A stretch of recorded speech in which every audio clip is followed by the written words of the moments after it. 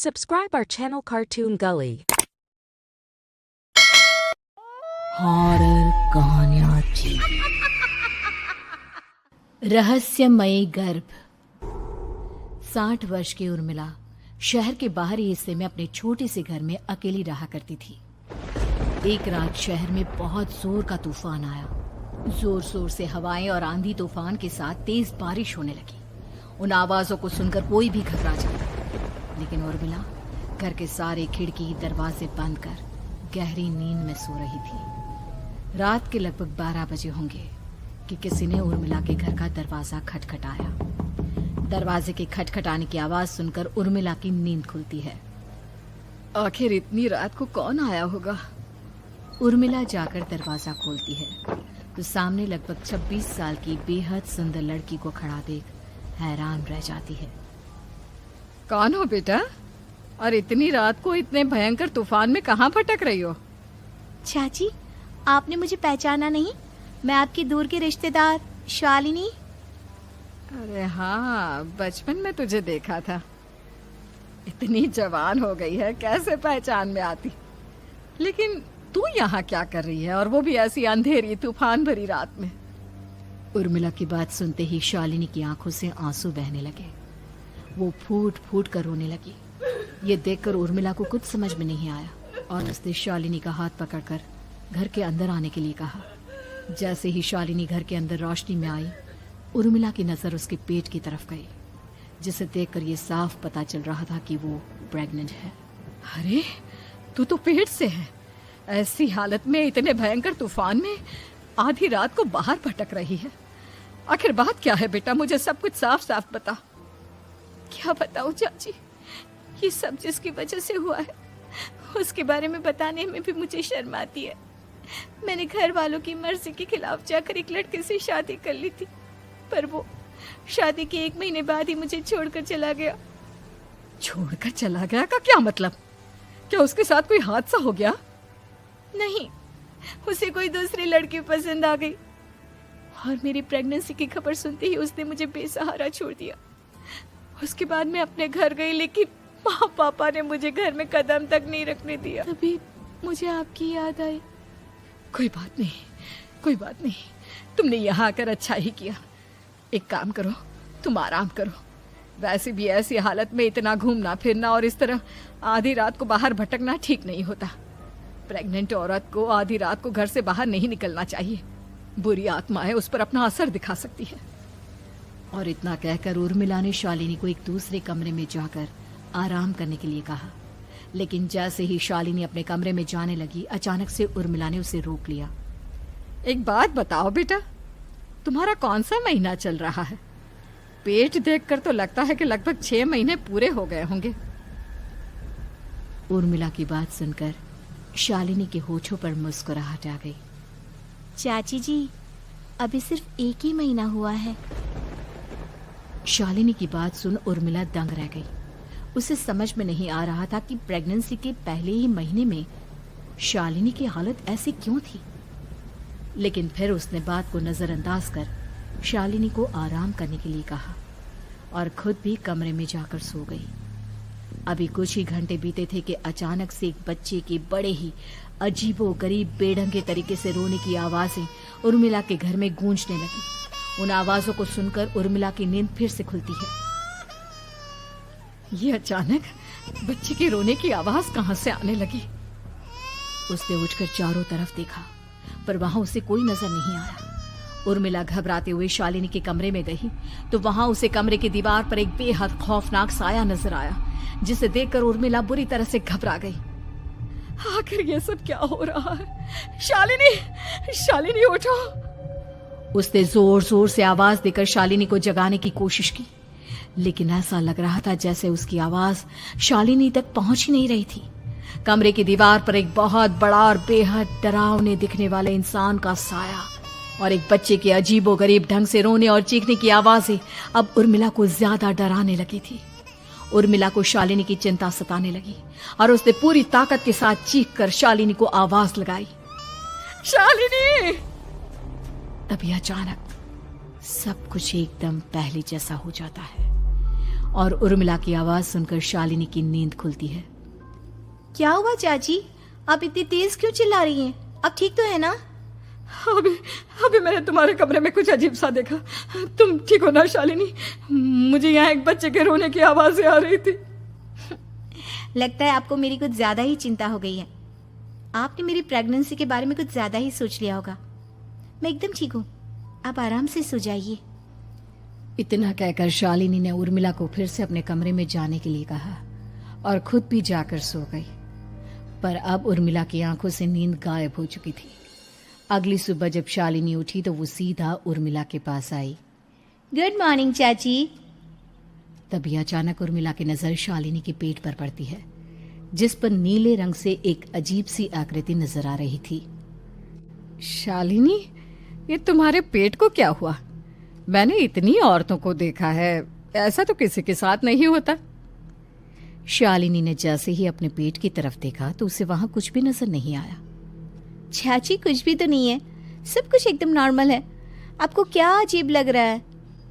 इससे पहले कि उर्मिला उसके सवाल का कोई जवाब देती, अचानक से शालिनी के पेट में जोर जोर से दर्द होने लगा। वो बुरी तरह दर्द से तड़पने लगी। चाची, चाची। ये सब देखकर उर्मिला बहुत घबरा गई। उसने धीरे धीरे शालिनी के पेट को सहलाना शुरू किया, लेकिन शालिनी का दर्द कम नहीं हुआ। उर्मिला जाकर रसोई से पानी का गिलास लेकर आई और शालिनी को पानी पिलाने की कोशिश करने लगी। ले बेटा, पानी पी ले, तुझे आराम मिलेगा। ले ले। नहीं चाची, मुझे बहुत तेज दर्द हो रहा है। अरे थोड़ा पी ले बेटा। जैसे ही उर्मिला ने शालिनी को पानी पिलाया, उसने देखा कि गिलास में बचा पानी का रंग नीला पड़ गया और शालिनी की आंखें अजीब हो गई। उसके पेट पर बच्चे का एक डरावना चेहरा नजर आने लगा। ये सब देखकर उर्मिला की डर से हालत खराब होने लगी, पर तभी शालिनी का दर्द ठीक हो गया। बेटी, अभी तुम्हारा दर्द ठीक है तो ऐसा करो, तुम थोड़ी देर आराम कर लो। शालिनी को आराम करने के लिए कहकर उर्मिला तेज कदमों से चलकर घर से बाहर निकल जाती है और पास ही रहने वाली एक औरत कालिंदी के पास पहुंचती है। अरे उर्मिला बहन, बड़े दिनों बाद दिखाई दी, क्या हुआ? बहुत घबराई हुई सी लग रही हो, सब ठीक तो है ना? क्या बताओ कालिंदी बहन, मेरी एक दूर की रिश्तेदार आई हुई है। वो पेट से है और उसके साथ ना अजीब अजीब चीजें हो रही है। अब उर्मिला सारी बात कालिंदी को बताती है, जिसे सुनने के बाद काले जादू और तंत्र विद्या की माहिर कालिंदी एक ताबीज बनाकर उसे देती है। बहन, मुझे शालिनी पर किसी बुरी आत्मा का साया लगता है। ये ताबीज ले जाओ, आज रात को 12 बजे उसे पहना देना, फिर सब ठीक हो जाएगा। उर्मिला ताबीज लेकर घर वापस आती है और अब आधी रात के होने का इंतजार करने लगती है। जैसे ही आधी रात होती है, वो नींद में सोई शालिनी को ताबीज पहना शांति से अपने कमरे में आकर अपने पलंग पर लेट जाती है। अब सब ठीक हो जाएगा। ये सोचकर उर्मिला शांति की एक सांस ही लेती है कि तभी अचानक उसकी आंखों के सामने कुछ ऐसा आता है जिसे देखकर उर्मिला डर से चीखने लगती है। तुम कौन हो? कौन हो तुम? जाओ यहाँ से, जाओ जाओ यहाँ से। तभी उर्मिला की एक जोरदार दर्द भरी डरावनी चीख वहां पर गूंज गई। उर्मिला की आंखों के सामने एक बच्चा खड़ा हुआ था, जिसका पूरा शरीर किसी बूढ़े की तरह नजर आता था, लेकिन मुंह किसी नवजात बच्चे की तरह था। उसकी आंखें गुस्से से लाल थी और वो घूर घूर कर उर्मिला की तरफ देखा जा रहा था। कौन हो तुम? कौन हो? उर्मिला के चीखते ही वो बच्चा जोर जोर से रोने लगा। घबराकर उर्मिला ने अपने हाथों को अपने कानों पर रख लिया। उसकी समझ में नहीं आ रहा है कि आखिर ये सब उसके साथ क्या हो रहा है। कौन हो तुम? कौन हो? क्या चाहते हो मुझसे? जाओ जाओ यहाँ से, आखिर तुम हो कौन? तभी अचानक से उर्मिला के पूरे घर में लाल रंग की रोशनी फैल गई। वो बच्चा धीरे धीरे कदमों से चलता हुआ उर्मिला की तरफ बढ़ने लगा। किसी नवजात पैदा हुए बच्चे के जैसे उसके रोने की आवाज अब उर्मिला के कानों में गूंज रही थी। लेकिन कुछ ही सेकंड में वो चुप हो गया और उसने बेहद खतरनाक आवाज में उर्मिला के सवाल का जवाब दिया। मैं वो हूँ जो अब तक पैदा नहीं हुआ, लेकिन जब मैं पैदा हो जाऊंगा तो वो होगा जो अब तक कभी नहीं हुआ। ये क्या कहना चाहते हो तुम? ऐसा क्या हुआ जो अब तक नहीं हुआ? तबाही होगी, तबाही। सब कुछ खत्म हो जाएगा और ये जो लड़की मुझे जन्म देने वाली है, मैं उसका खून पी जाऊंगा, सारा खून। उस बच्चे की बात सुनते ही उर्मिला बुरी तरह घबरा गई। उसका एक बुजुर्ग आदमी जैसा शरीर, एक नवजात बच्चे जैसा चेहरा, ये दोनों ही बातें उर्मिला की समझ से बाहर थी। तभी वो बच्चा अचानक गायब हो गया। घर का माहौल फिर से पहले जैसा हो गया। लाल रंग की रोशनी भी अब गायब हो चुकी थी। उर्मिला दौड़कर शालिनी के कमरे में पहुंची, जहां वो गहरी नींद में सोई हुई थी, पर उसके गले का ताबीज गायब हो चुका था। उठो उठो शालिनी, उठो बेटा, मुझे तुमसे जरूरी बात करनी है। अरे चाची, क्या हुआ? इतनी रात को आप परेशान क्यों कर रही हैं? सब ठीक है ना? अभी जब तुम सो रही थी ना, तो मैंने तुम्हारे गले में एक ताबीज पहनाया था। कहाँ गया बेटा, बताओ मुझे। शालिनी ने चारों तरफ अपनी नजरें घुमाकर देखा, लेकिन वहां पर कोई ताबीज नहीं था। वह हैरानी से उर्मिला के चेहरे की तरफ देखने लगी। उसे समझ में नहीं आ रहा था कि आखिर उर्मिला किस ताबीज के बारे में बात कर रही थी। नहीं चाची, यहाँ कोई ताबीज नहीं है। लगता है आपने कोई बुरा सपना देखा है। मैंने कोई बुरा सपना नहीं देखा। खैर छोड़ो, तुम अब सो जाओ, कल सुबह बात करते हैं। डर और घबराहट की वजह से उर्मिला की आंखों से नींद तो जैसे बिल्कुल गायब हो गई थी। अगली सुबह उर्मिला बिना कोई देर किए गांव के बाहर एक छोटी सी झोपड़ी में रहने वाले बूढ़े पंडित के पास पहुंची। पंडित जी, मेरी मदद कीजिए। अरे आओ आओ उर्मिला, क्या हुआ? सब ठीक तो है ना? क्या बताओ पंडित जी, बहुत बड़ी मुसीबत है। मेरी दूर की एक रिश्तेदार लड़की पेट से है और उसके साथ बहुत डरावनी चीजें हो रही है। कल रात को तो एक अजीब सा दिखने वाला बच्चा मेरी आंखों के सामने आकर खड़ा हो गया था। ये तुम क्या कह रही हो? मुझे साफ साफ बताओ कि आखिर तुमने क्या देखा? उर्मिला ने अपने साथ हुई बीती रात की पूरी घटना पंडित जी को बताई, जिसे सुन पंडित जी के माथे पर चिंता की लकीरें उभर आई। अनर्थ होने वाला है, अनर्थ। बरसों पहले भी उस हैवान ने एक लड़की के पेट से जन्म लिया था और उसके बाद उस शहर को पूरी तरह से तबाह कर दिया। कैसी विपदा पंडित जी, कैसी बात कर रहे हैं आप? बताइए मुझे, और इसका उपाय क्या है? इसका उपाय तो है, लेकिन बहुत कठिन है। हो सकता है कि उस उपाय को करने के दौरान तुम्हारी जान भी चली जाए। मुझे मेरी जान की कोई परवाह नहीं, पर आप जिस तबाही के बारे में बात कर रहे हैं, बस वो नहीं होनी चाहिए। लाखों लोगों की जान बचाने के लिए मैं कुछ भी करूंगी। तो ठीक है, मेरी बात ध्यान से सुनो। बरसों पहले एक भयानक तांत्रिक ने अपनी तंत्र क्रिया के जरिए एक मासूम लड़की के साथ रिश्ता बनाकर उसके पेट से जन्म लिया था। इस तरह से वो अपने जैसे लोगों की संख्या इस दुनिया में बढ़ाना चाहता था। आपके कहने का मतलब है कि शालिनी के पेट से भी उस शैतान को जन्म लेना है, इसलिए उसने उसके साथ ये सब किया है। ठीक पहचाना तुमने। अब मैं तुम्हें एक ऐसा सिंदूर दूंगा जिसे तुम्हें ले जाकर उस लड़की के पेट पर लगाना होगा। क्या ऐसा करने से सब कुछ ठीक हो जाएगा? नहीं उर्मिला, ये सब इतना आसान नहीं। उस लड़की के पेट पर सिंदूर लगाने के बाद तुम्हें उसका पेट काटकर उस हैवान को बाहर निकालना होगा। नहीं पंडित जी, मैं ये सब नहीं कर सकती। मैं भला एक जिंदा लड़की के पेट को अपने हाथों से कैसे काट सकती हूँ? अगर तुमने ऐसा नहीं किया तो कुछ ही दिनों में वो हैवान उस लड़की के शरीर से जन्म लेगा और उसके शरीर के सारे खून को पीकर अपनी ताकत को बढ़ाएगा। उसके बाद वो धीरे धीरे इस पूरे शहर को तबाह कर देगा। यहाँ पर कोई जिंदा नहीं बचेगा। लेकिन अगर मैं उसके पेट को काट दूंगी तो क्या वो जिंदा बच पाएगी? अगर शालिनी को कुछ हो गया तो, अगर उसकी मृत्यु हो गई तो? ऐसा कुछ नहीं होगा उर्मिला, तुम्हें अपने मन को पक्का करके ये काम करना ही होगा। सिंदूर लेने के बाद उर्मिला झोपड़ी से बाहर निकलने ही वाली थी कि तभी पंडित जी ने उसे पीछे से आवाज देकर रोका। उर्मिला, उस लड़की का पेट काटकर हैवान को बाहर निकालना ही काफी नहीं होगा।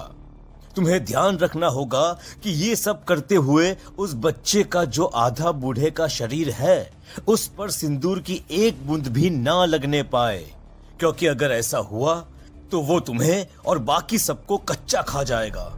पंडित जी की बात सुन उर्मिला की आंखें फटी रह गई और उसके शरीर में डर की लहर दौड़ गई। फिर भी उसने हिम्मत की। ठीक है पंडित जी, मैं पूरी कोशिश करूंगी कि मैं उस हैवान को वहीं के वहीं खत्म कर पाऊं। इसके बाद उर्मिला तेज कदमों के साथ घर वापस आती है। दिन बीतता है, रात का अंधेरा छाने लगता है। शालिनी खाना खाकर सोने चली जाती है और उर्मिला लगातार उसके गहरी नींद में सो जाने का इंतजार करने लगती है, जिसके बाद उर्मिला दबे कदमों से शालिनी के कमरे में पहुंच गई। मुझे ये करना ही होगा। अब उर्मिला ने धीरे धीरे शालिनी के पेट पर पंडित जी का दिया सिंदूर लगाना शुरू किया। उर्मिला के हाथ बुरी तरह से कांप रहे थे। उसके एक हाथ में चाकू था जिससे वो पेट काटने वाली थी। उर्मिला ने एक नजर शालिनी के चेहरे की तरफ देखा और फिर डरते हुए उसके पेट पर चाकू चलाना शुरू किया। कमाल है, मैं इसका पेट काट रही हूँ और ये आराम से सो रही है। इससे दर्द नहीं हो रहा क्या? तभी अचानक उर्मिला के कानों में बच्चे की रोने की आवाज सुनाई देने लगी। उसने घबराकर चारों तरफ देखा पर वहां पर कोई नहीं था। बस रोने की आवाज लगातार आ रही थी। उर्मिला बिना रुके लगातार शालिनी के पेट को काटती रही। उसे इस बात का भी ध्यान रखना था कि सिंदूर बच्चे के बूढ़े आदमी वाली शरीर के हिस्से पर ना लगे। कुछ ही देर में वो हैवानी बच्चा उर्मिला के हाथों में था। उसने बड़ी ही सावधानी से उस बच्चे को बाहर निकाला और पंडित जी के कहे अनुसार उसे घर से दूर जलाने के लिए ले गई। पर तभी उसके सामने वही बूढ़े शरीर और बच्चे के चेहरे वाला बच्चा आ गया। अपनी गोद में और सामने भी बच्चे को देखकर उर्मिला हैरान रह गई। मुझे मारोगी? मुझे इतनी हिम्मत कैसे आ गई तुम्हारी? तुम पैदा नहीं हुए हो और मुझे पता है जब तक तुम्हारा जन्म नहीं हो जाता तो मुझे कुछ नहीं कर सकते। इतना बोलते ही उर्मिला तुरंत उस बच्चे को घास के ढेर पर फेंककर उसमें आग लगा देती है, जिसके तुरंत बाद वो बूढ़े आदमी के शरीर और बच्चे के चेहरे वाला अजीब तांत्रिक का भूत भी वहां से गायब हो जाता है। कुछ देर बाद उर्मिला घर पहुंचती है तो वो ये देखकर हैरान रह जाती है कि शालिनी का पेट अपने आप जुड़ चुका था। शुक्र है भगवान का और उन पंडित जी का, अब सब ठीक हो जाएगा। सुबह शालिनी सोकर उठती है तो अपना पेट देख पूरी तरह घबरा जाती है। चाची, चाची ये सब क्या हो गया? मेरा पेट अचानक कम कैसे हो गया? मेरा बच्चा कहाँ गया चाची? बेटी, वो बच्चा नहीं, एक खतरनाक तांत्रिक था जो तुम्हारी कोख से जन्म लेकर सबको मार देना चाहता था। वो पैदा होते ही तुम्हारी जान भी ले लेता, इसलिए मैंने पंडित जी के बताए उपाय से उसका खात्मा कर दिया है। अब सब ठीक है। शालिनी को उर्मिला की बात समझ में नहीं आती, जिसके बाद शालिनी को पूरी बात उर्मिला आराम से समझाती है। अब वो दोनों ही भगवान का शुक्र अदा करती हैं।